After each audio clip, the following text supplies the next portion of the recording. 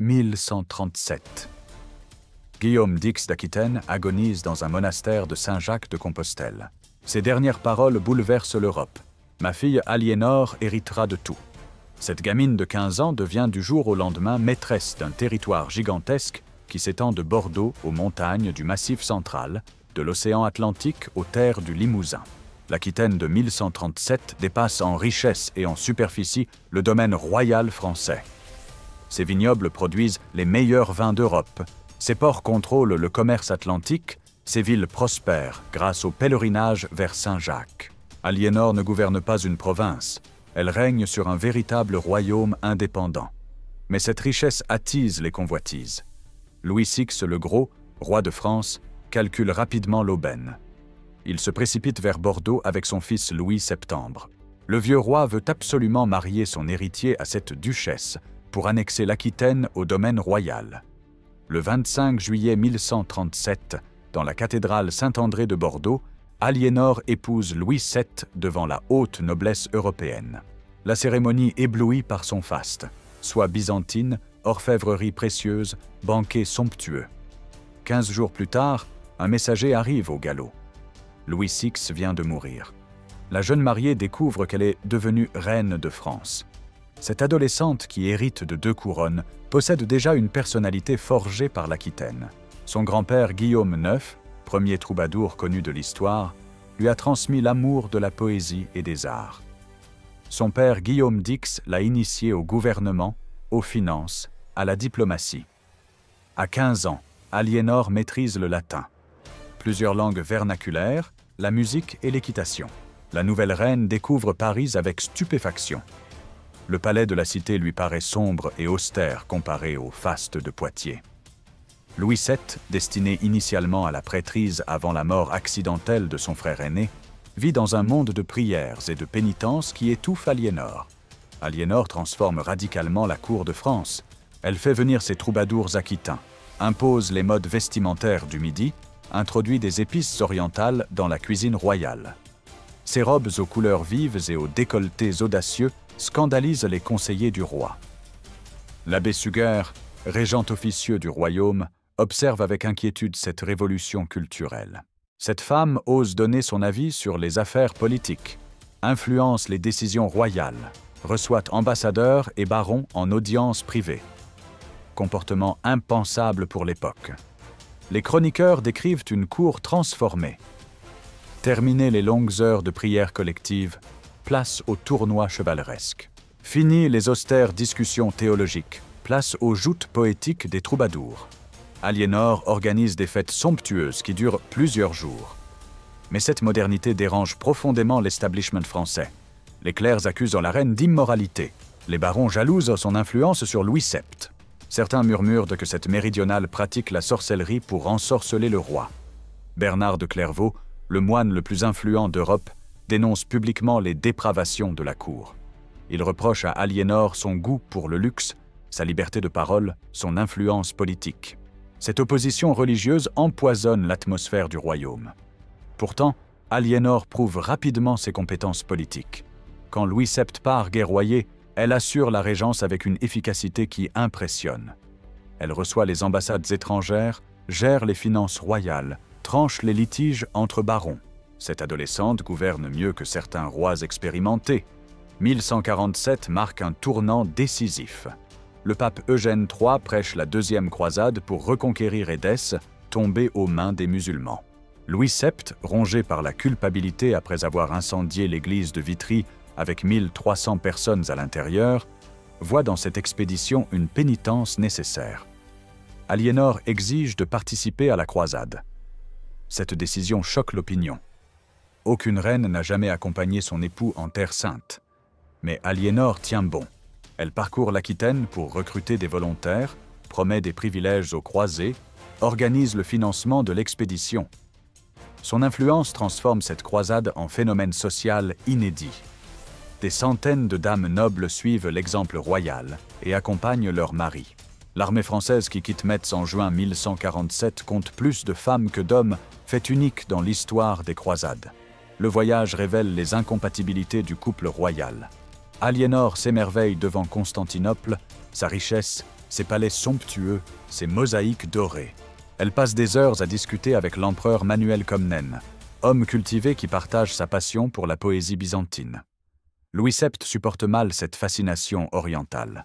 Il critique ouvertement le goût de sa femme pour le luxe byzantin, ses longues conversations avec l'empereur, son intérêt pour les sciences orientales. Le roi préfère la simplicité monastique au raffinement de Constantinople. Mars 1148. L'armée française atteint Antioche après un voyage épuisant. Raymond de Poitiers, prince d'Antioche et oncle d'Aliénor, accueille les croisés avec magnificence. Cet homme de 33 ans impressionne par sa prestance. Grand, athlétique, élégant, parlant parfaitement la langue d'oc. Les retrouvailles entre l'oncle et la nièce provoquent immédiatement des rumeurs. Raymond et Aliénor passent des heures en conversation privée, parlant dans leur langue méridionale que Louis VII comprend mal. Cette complicité linguistique et culturelle éveille la jalousie royale. La situation se complique quand Raymond expose ses projets militaires. Il veut reconquérir Édesse et renforcer la principauté d'Antioche. Plan stratégiquement intelligent mais qui contrarie Louis VII, davantage attiré par Jérusalem et ses lieux saints. Le conflit éclate quand Louis VII annonce son départ immédiat vers Jérusalem. Aliénor s'oppose violemment à cette décision. Elle soutient les plans de Raymond, juge absurde d'abandonner Antioche, accuse son mari d'incompétence militaire. Cette dispute publique scandalise l'entourage royal. Les chroniqueurs rapportent des scènes terribles. Aliénor menace de rester à Antioche, invoque ses droits de duchesse d'Aquitaine, remet en cause la légitimité de son mariage avec Louis VII. Elle va jusqu'à évoquer leur lien de parenté au 4e degré, motif possible d'annulation. Louis VII, humilié devant ses barons, prend une décision dramatique. Il fait enlever Aliénor de force et l'emmène vers Jérusalem. Cette violence conjugale publique ruine définitivement l'image du couple royal et alimente les rumeurs d'adultère. La suite de la croisade confirme l'incompétence militaire française. L'attaque contre Damas, mal préparée et mal dirigée, tourne au désastre. Les croisés français rentrent en Europe couverts de honte, sans aucune victoire significative. Le voyage de retour achève de détruire le mariage royal. Aliénor et Louis VII ne s'adressent plus la parole, voyagent dans des navires séparés, évitent toute apparition publique commune. Les rumeurs sur l'infidélité d'Antioche empoisonnent l'atmosphère. À Rome, le pape Eugène III tente une réconciliation. Il reçoit le couple en audience privée, bénit leur union, les exhorte au pardon mutuel. Cette intervention pontificale retarde temporairement la rupture, mais ne résout rien au fond. De retour à Paris, Aliénor subit un véritable procès moral. Bernard de Clairvaux dénonce publiquement son comportement en Orient, l'accuse d'avoir déshonoré la France, réclame sa répudiation. L'opinion publique, influencée par le clergé, se retourne contre la reine. Mais Aliénor ne cède pas. Elle contre-attaque en dénonçant l'incompétence militaire de Louis VII, son incapacité à défendre les intérêts français en Orient, sa soumission excessive aux conseillers ecclésiastiques. Cette guerre de communication révèle sa maîtrise politique. 1151 change la donne. Henri Plantagenet, duc de Normandie et comte d'Anjou, arrive à la cour de France pour rendre hommage à Louis VII. Ce jeune homme de 18 ans, 11 ans plus jeune qu'Aliénor, impressionne immédiatement par sa prestance. Henri possède tout ce qui manque à Louis VII. Charisme physique, intelligence politique, ambition démesurée, culture raffinée. Grand, roux, athlétique, éloquent, il fascine la cour française par sa modernité. Cet Angevin parle plusieurs langues, connaît le droit, maîtrise l'art militaire. Les entrevues entre Aliénor et Henri alimentent rapidement les rumeurs. Cette femme de 30 ans trouve enfin un homme à sa mesure, capable de comprendre ses ambitions politiques et ses raffinements culturels. Henri, de son côté, mesure l'avantage énorme que représenterait l'Aquitaine pour ses projets. Louis VII observe cette attraction mutuelle avec inquiétude croissante.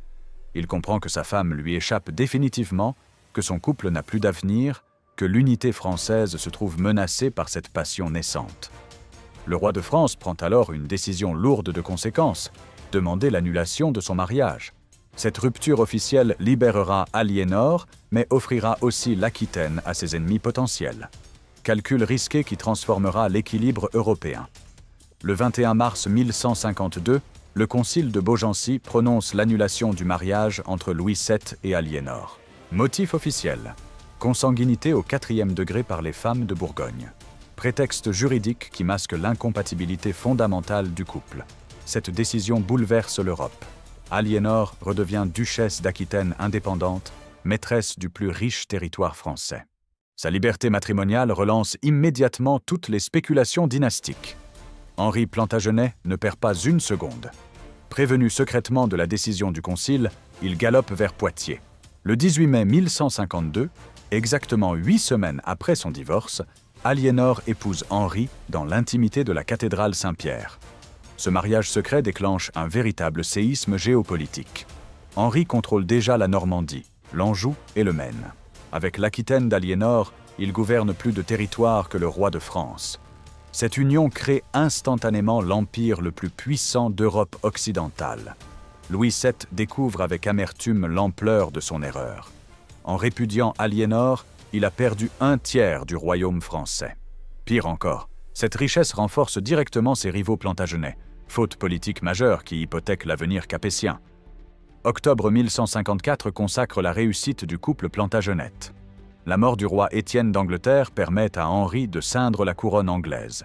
Aliénor devient reine d'Angleterre tout en conservant ses titres aquitains. Cet empire Plantagenet s'étend désormais de l'Écosse aux Pyrénées. Il contrôle les 2 rives de la Manche, domine le commerce atlantique, dispose de ressources financières considérables. Puissance qui rivalise avec l'Empire germanique et menace directement la France. Henri II règne avec une énergie dévorante. Il parcourt constamment ses domaines, réforme l'administration, développe la justice royale, centralise le pouvoir. Ce souverain moderne transforme l'Angleterre en État efficace. Aliénor joue un rôle crucial dans cette construction impériale. Elle gouverne l'Aquitaine en son nom propre, négocie avec les barons, lève des impôts, rend la justice. Cette autonomie féminine, exceptionnelle pour l'époque, renforce l'autorité plantagenette. Le couple produit rapidement une descendance impressionnante. 8 enfants naissent entre 1153 et 1166. Guillaume, mort en bas âge. Henri le Jeune, Richard, Mathilde, Geoffroy, Aliénor, Jeanne et Jean. Chaque naissance consolide l'empire et complique la succession. Aliénor révolutionne l'éducation princière. Ses fils apprennent le latin, les langues vernaculaires, l'art militaire, la diplomatie. Cette formation complète contraste avec l'instruction purement religieuse traditionnelle des princes français. Richard, son fils préféré, bénéficie d'une attention particulière. Aliénor lui transmet l'amour de l'Aquitaine, la passion de la poésie, le goût des arts. En 1172, elle fait de ce garçon de 15 ans le duc d'Aquitaine officiel, geste politique majeur. Cette transmission dynastique féminine scandalise les contemporains. Jamais une mère n'a désigné directement son héritier, court-circuitant l'autorité paternelle. Mais Aliénor tient à préserver l'identité aquitaine face à la centralisation anglaise. Henri le Jeune, l'aîné, reçoit un traitement différent. Henri II le fait couronner roi d'Angleterre en 1170, pratique française inédite outre-Manche. Ce prince porte le titre royal, mais ne gouverne aucun territoire, situation frustrante qui génère des tensions. Geoffroy, le 3e fils, hérite théoriquement de la Bretagne par son mariage avec Constance, mais ce duché reste semi-indépendant, réduisant son autorité effective. Cette répartition inégale des héritages nourrit les rivalités fraternelles. Vers 1170, Aliénor et Henri II se séparent de facto. Plusieurs causes expliquent cette rupture: l'âge d'Aliénor, près de 50 ans, les infidélités répétées d'Henri, mais surtout leurs conceptions opposées du pouvoir. Henri II centralise systématiquement l'administration impériale. Il nomme des fonctionnaires royaux, limite l'autonomie ducale, unifie la justice. Cette politique moderne réduit progressivement les prérogatives traditionnelles d'Aliénor en Aquitaine. La reine refuse cette évolution. Elle revendique ses droits ancestraux, maintient les coutumes aquitaines, résiste aux innovations administratives. Ce conflit constitutionnel oppose 2 visions inconciliables de l'État médiéval. Henri II affiche parallèlement sa liaison avec Rosemonde Clifford, jeune noble anglaise surnommée la Belle Rosemonde. Cette maîtresse officielle humilie publiquement Aliénor et menace sa position politique. Le roi envisage même de répudier sa femme pour légitimer cette relation. Aliénor quitte définitivement l'Angleterre et s'installe à Poitiers avec Richard. Elle reconstitue une cour brillante, rassemble troubadours et poètes, patronne les arts. Cette période dorée inspire la littérature courtoise et influence durablement la culture européenne. Poitiers devient sous Aliénor le centre culturel de l'Europe. Elle accueille Bernard de Ventadour, le plus grand troubadour de l'époque, Bertrand de Born, poète guerrier du Périgord, Chrétien de Troyes, inventeur du roman arthurien. Cette cour révolutionne les relations entre hommes et femmes. Aliénor théorise l'amour courtois, sentiment raffiné qui ennoblit l'amant, le pousse aux plus hauts exploits, transforme la brutalité masculine en délicatesse chevaleresque. Les cours d'amour qu'organise Aliénor jugent les conflits sentimentaux selon un code précis. Ces tribunaux féminins renversent la hiérarchie traditionnelle. Les femmes dictent leurs lois aux hommes, imposent leurs critères esthétiques et moraux. Marie de Champagne, fille d'Aliénor et de Louis VII, participe activement à cette révolution culturelle. Elle commande à Chrétien de Troyes le roman de Lancelot, prototype du chevalier courtois dévoué à sa dame jusqu'à la mort. Cette production littéraire influence durablement l'imaginaire européen. Les romans de la table ronde, les chansons des troubadours, la poésie courtoise transforme la vision médiévale de l'amour et du mariage. La cohabitation pacifique entre Henri II et Aliénor explose brutalement en 1173. Le déclencheur, la décision royale d'attribuer les châteaux de Chinon, Loudun et Mirebeau au plus jeune fils Jean dans le cadre de ses fiançailles avec Alix de Savoie. Cette mesure ulcère Henri le Jeune, qui considère ces forteresses comme siennes de droit. À 28 ans, ce prince couronné ne gouverne toujours aucun territoire, situation humiliante qui nourrit sa frustration. Aliénor saisit l'occasion de venger ses humiliations. Elle pousse ses 3 fils aînés à la révolte ouverte contre leur père. Henri le Jeune, Richard et Geoffroy se dressent ensemble contre Henri II dans un front familial inédit. La reine-mère orchestre cette rébellion avec un talent politique consommé. Elle négocie l'alliance de Louis VII, convainc les barons mécontents, promet des terres aux mercenaires étrangers. Cette coalition anti-Plantagenète mobilise rapidement toute l'Europe. Guillaume le Lion, roi d'Écosse, rejoint la révolte en échange de la Northumbrie. Les comtes de Flandre et de Boulogne promettent leur soutien contre des compensations territoriales. Philippe d'Alsace reçoit l'assurance de 1000 livres de rente annuelle. La révolte de 1173-1174 transforme l'Europe en champ de bataille. Henri II doit simultanément combattre en Normandie, en Anjou, en Aquitaine et en Angleterre. Ses ennemis coordonnent leurs attaques pour l'épuiser et le diviser. Au printemps 1173, les coalisés lancent leur offensive. Louis VII et Henri le Jeune attaquent la Normandie par le sud, les Flamands par l'est, les Bretons par l'ouest. En Angleterre, les barons rebelles soulèvent le nord avec l'appui écossais. Henri II déploie une énergie militaire prodigieuse. Il court d'un front à l'autre, bat successivement ses ennemis, reprend les places fortes, châtie les rebelles. Cette campagne révèle ses exceptionnels talents de général et d'organisateur. La chance tourne en 1174. Guillaume le Lion est capturé à Alnwick et doit reconnaître la suzeraineté anglaise sur l'Écosse. Les Flamands sont écrasés en Normandie, Louis VII battu et expulsé. La coalition s'effrite progressivement. Aliénor comprend que la partie est perdue. En novembre 1173, elle tente de fuir vers Paris pour rejoindre ses fils. Cette femme de 50 ans prend des risques insensés. Elle chevauche déguisée en homme à travers un territoire hostile. Les soldats d'Henri II interceptent Aliénor près de Chartres. Reconnaître cette femme âgée, habillée en homme, relève de l'exploit, mais les chroniqueurs confirment son arrestation. La reine rebelle tombe enfin aux mains de son époux. Henri II jubile.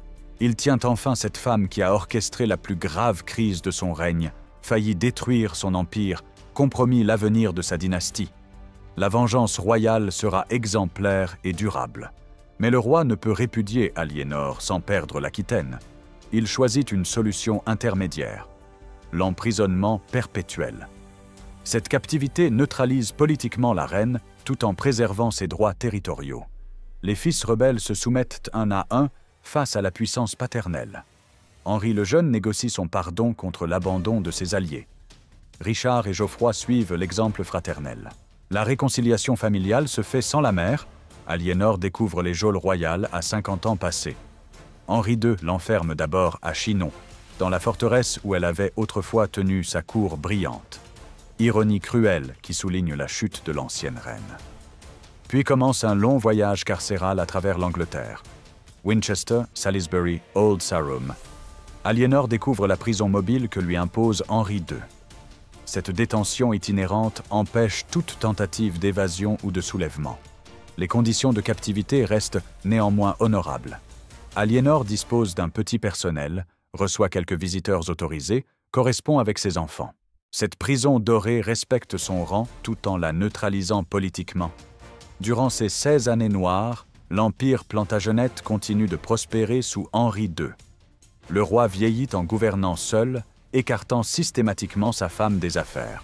Cette séparation forcée révèle l'efficacité de la centralisation royale. Les fils d'Henri grandissent en réconciliation relative avec leur père. Henri le Jeune reçoit enfin quelques responsabilités, Richard gouverne l'Aquitaine, Geoffroy épouse Constance de Bretagne. Ces arrangements dynastiques se font sans consultation maternelle. 1183 bouleverse la succession Plantagenet. Henri le Jeune meurt brutalement à Martel, en Quercy, lors d'une nouvelle révolte contre son père. Cette disparition inattendue fait de Richard l'héritier unique du trône anglais. 1186 aggrave la tragédie familiale. Geoffroy meurt accidentellement lors d'un tournoi parisien. Ses deux fils, Arthur et Aliénor de Bretagne, deviennent orphelins sous la tutelle théorique de leur grand-père Henri II. Ces deuils successifs rapprochent paradoxalement Henri II de ses fils survivants. Richard et Jean intercèdent régulièrement pour leur mère, plaident sa libération, négocient l'adoucissement de sa captivité. Henri II vieillit en dictateur solitaire. À 55 ans, ce roi qui a dominé l'Europe découvre la solitude du pouvoir absolu. Ses maîtresses ne remplacent pas l'intelligence politique d'Aliénor, ses conseillers manquent de sa vision stratégique.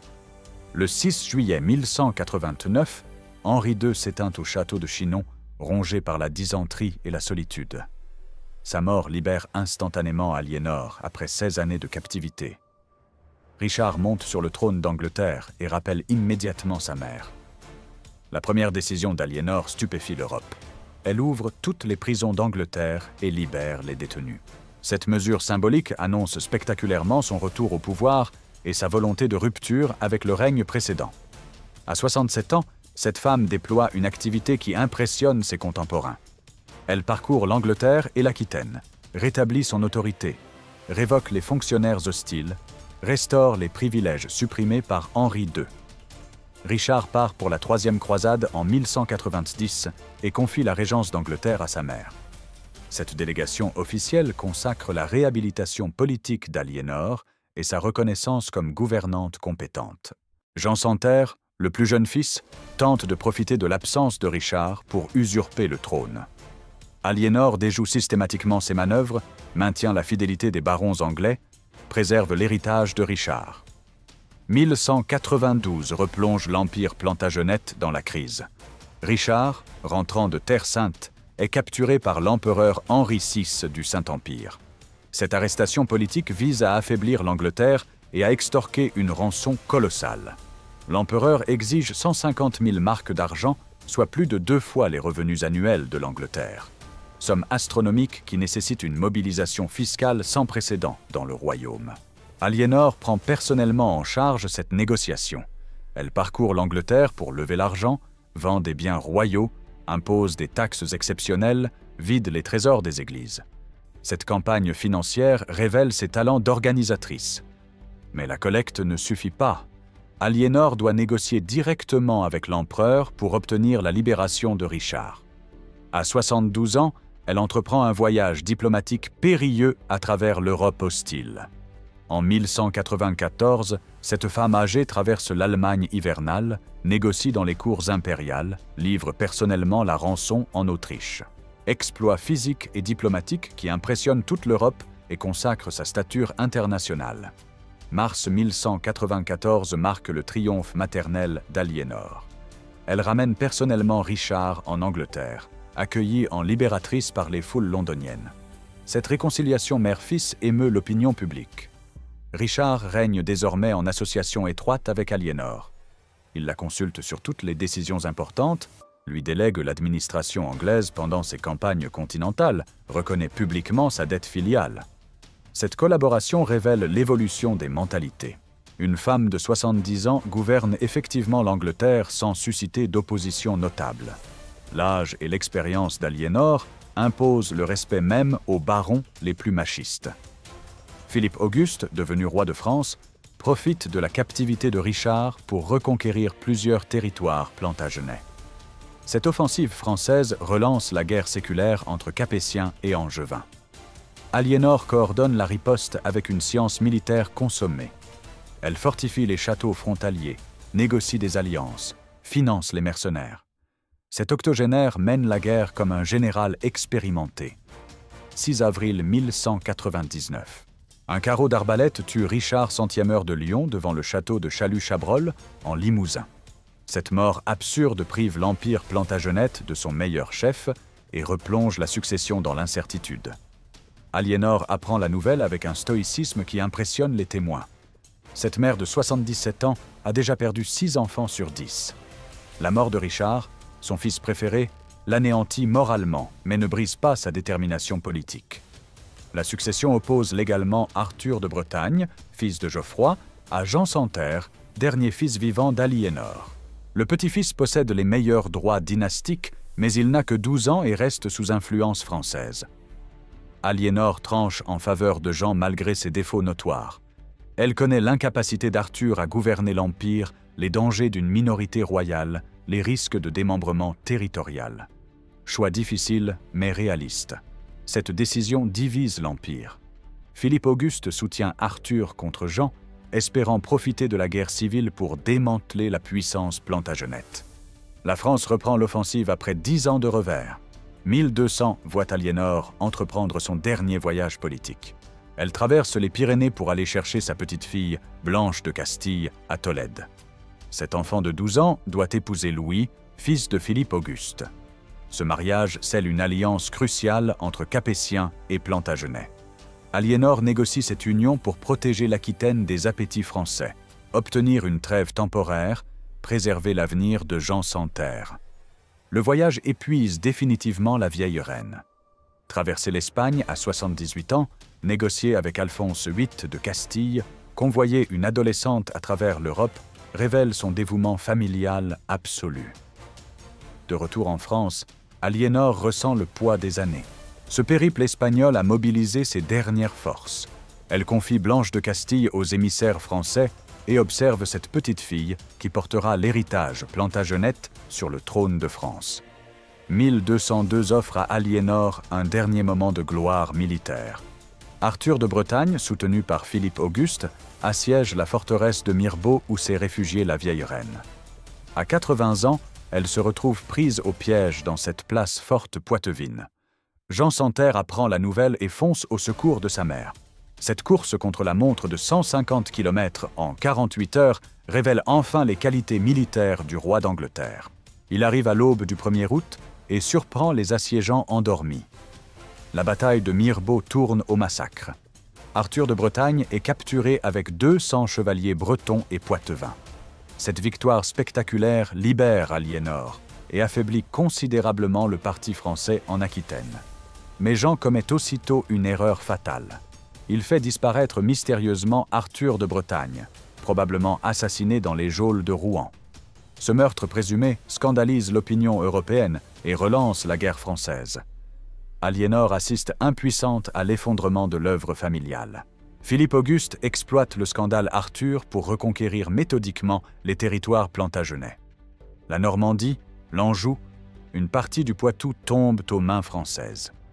Épuisé par ses derniers combats, Aliénor se retire définitivement à l'abbaye de Fontevraud au printemps 1202. Cette décision marque symboliquement la fin de son action politique après 65 années de pouvoir. Fontevraud n'est pas un choix hasardeux. Cette abbaye mixte, dirigée par une femme, correspond parfaitement aux convictions féministes d'Aliénor. Elle y a déjà fait inhumer Henri II et Richard Centième de Lyon dans un mausolée familial somptueux. L'ancienne reine prend le voile sans renoncer totalement aux affaires du monde. Elle reçoit encore quelques visiteurs, donne des conseils à Jean Santerre, suit l'évolution de la guerre franco-anglaise. Cette retraite reste active et vigilante. Les derniers mois révèlent une femme apaisée. Aliénor lit, prie, médite sur une existence extraordinaire qui l'a menée de l'Aquitaine à l'Angleterre, de la France à l'Orient, de la liberté à la prison. Cet octogénaire a traversé presque tout le XIIe siècle. Le 31 mars 1204, Aliénor d'Aquitaine s'éteint paisiblement à Fontevraud. Elle a 82 ans et survit à presque tous ses contemporains. Sa mort marque symboliquement la fin du XIIe siècle et l'entrée dans une nouvelle époque. Son gisant, sculpté de son vivant, la représente lisant un livre. Cette image révèle la personnalité d'une femme cultivée qui a protégé les arts, encouragé la littérature, révolutionné les mœurs courtoisées. L'intelligence prime sur la force dans cette représentation funéraire. Philippe Auguste profite immédiatement de cette disparition pour intensifier ses conquêtes. En quelques années, l'Empire plantagenet perd tous ses territoires continentaux, sauf la Guyenne. L'Angleterre se retrouve réduite à ses frontières insulaires. Mais l'œuvre d'Aliénor lui survit largement. Ses descendants règnent sur l'Angleterre jusqu'à nos jours. Sa petite-fille, Blanche de Castille, devient reine de France et mère de Saint-Louis. Ces gènes se retrouvent dans toutes les dynasties européennes. L'influence culturelle d'Aliénor dépasse même son impact politique. Elle a révolutionné les relations entre hommes et femmes en théorisant l'amour courtois. Cette conception raffinée de l'amour transforme la brutalité féodale en délicatesse chevaleresque. Sa cour de Poitiers inspire directement la littérature arthurienne. Les romans de Chrétien de Troyes, les laits de Marie de France, les chansons des troubadours diffusent dans toute l'Europe les valeurs courtoises promues par Aliénor. Cette révolution culturelle survit au bouleversement politique. L'idéal chevaleresque, la poésie courtoise, le raffinement aristocratique marquent durablement la civilisation européenne. Aliénor a façonné l'imaginaire occidental pour des siècles. Ces innovations administratives influencent également l'évolution institutionnelle. Elle a prouvé qu'une femme pouvait gouverner aussi efficacement qu'un homme, négocier d'égal à égal avec les souverains, traverser l'Europe pour défendre ses intérêts. Les chroniqueurs masculins du Moyen-Âge créent rapidement une légende noire autour d'Aliénor. Ils l'accusent d'adultère, de sorcellerie, de perversion, de tous les maux de l'époque. Cette misogynie médiévale ne pardonne pas à une femme d'avoir défié l'ordre établi. Ces accusations révèlent en creux la modernité d'Aliénor. Elle refuse la soumission féminine traditionnelle, revendique ses droits politiques, influence les décisions royales, mène des négociations diplomatiques. Comportements normaux pour un homme, scandaleux pour une femme. L'historiographie contemporaine réhabilite progressivement cette figure exceptionnelle. Les historiens reconnaissent ses compétences politiques, sa culture raffinée, son rôle moteur dans l'évolution des mentalités. Aliénor devient un modèle d'émancipation féminine. Cette réévaluation historique révèle l'injustice des jugements médiévaux. Loin d'être la créature diabolique dépeinte par ses détracteurs, Aliénor apparaît comme une femme d'État remarquable, une mécène éclairée, une personnalité visionnaire. Le mariage d'Aliénor avec Henri Plantagenet transforme durablement l'équilibre européen. Il crée un empire anglo-aquitain qui menace la France pendant 3 siècles. Cette union génère la guerre de 100 ans et façonne l'histoire franco-anglaise. Sa décision de soutenir Jean Santerre contre Arthur de Bretagne influence également l'évolution dynastique anglaise. Sans cette intervention maternelle, la couronne anglaise aurait pu échoir à une branche bretonne sous influence française. L'alliance matrimoniale négociée entre Blanche de Castille et Louise VIII pacifie temporairement les relations franco-anglaises. Cette petite fille d'Aliénor devient reine de France et transmet les gènes plantagenets à la dynastie capétienne. Ses choix politiques révèlent la vision stratégique d'Aliénor. Elle anticipe les évolutions géopolitiques, négocie des alliances complexes, préserve l'autonomie aquitaine face aux appétits centralisateurs français et anglais. Aliénor d'Aquitaine incarne une révolution féminine avant la lettre. Cette femme du XIIe siècle possède déjà l'âme d'une souveraine moderne. Elle gouverne, négocie, fait la guerre, influence la culture de son temps. Sa longévité exceptionnelle lui permet de voir 4 générations. Elle survit à ses 2 maris, à 6 de ses 10 enfants, à la plupart de ses contemporains. Cette durée de vie extraordinaire pour l'époque multiplie son influence historique. Son intelligence politique impressionne par sa subtilité. Aliénor sait jouer des rivalités dynastiques, exploiter les faiblesses adverses, retourner les situations désespérées. Cette science du pouvoir égale celle des plus grands souverains masculins. Sa résistance face à l'adversité inspire les générations futures. Emprisonnée 16 ans, elle ne renonce jamais. Libérée à 67 ans, elle reprend immédiatement ses activités avec une énergie de jeune femme. Aliénor d'Aquitaine reste une figure unique dans l'histoire européenne. Aucune femme médiévale n'approche son influence politique et culturelle. Aucun contemporain ne cumule autant de titres, ne gouverne autant de territoires, ne survit à autant de crises. Cette existence extraordinaire démontre que le génie politique n'a pas de sexe. Aliénor prouve qu'une femme peut égaler les plus grands souverains, diriger un empire, négocier avec les puissances européennes, influencer l'évolution des mentalités. Son nom résonne encore 8 siècles après sa mort. Aliénor inspire romanciers, cinéastes, historiens. Cette reine du XIIe siècle fascine toujours par sa modernité, sa complexité, son refus des conventions. Duchesse d'Aquitaine, reine de France, reine d'Angleterre, mère de roi, grand-mère d'empereur, Aliénor cumule tous les pouvoirs de son époque. Elle incarne parfaitement son surnom, la reine de 2 royaumes qui faisait trembler les rois. Cette femme exceptionnelle a façonné l'Europe médiévale par sa volonté, son intelligence, son refus de la soumission. Aliénor d'Aquitaine demeure l'une des personnalités les plus remarquables de l'histoire, une souveraine dont l'héritage transcende les siècles et continue d'inspirer notre époque moderne.